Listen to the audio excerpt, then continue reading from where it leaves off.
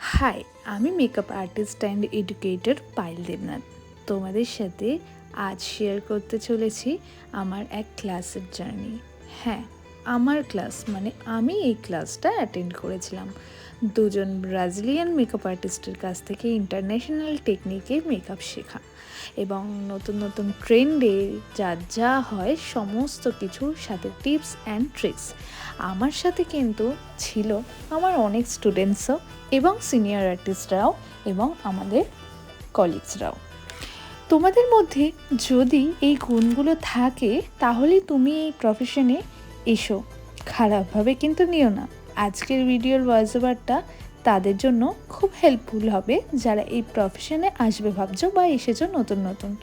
As a senior mentor 10 বছরের জার্নিতে যেগুলো চোখে লেগেছে বা এক্সপিরিয়েন্স হয়েছে সেখান থেকে আজ তোমাদের গাইড করার জন্য এই ভিডিওটি। প্রথম জিনিস হলো ধৈর্য। ধৈর্য না থাকলে তুমি এই প্রফেশনকে দূর অবধি নিয়ে যেতে পারবে না। আমাদের সব কাজেই ধৈর্য লাগে।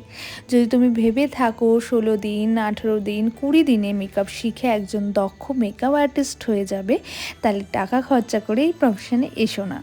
কম খরচেও ভালো কাজ শেখা যায়, কিন্তু ধৈর্য না থাকলে একদমই কিছু করে উঠতে পারবে না। বাকি কারণগুলো পরের ভিডিওতে শেয়ার করব, ফলো করে রেখো। Till then, tata.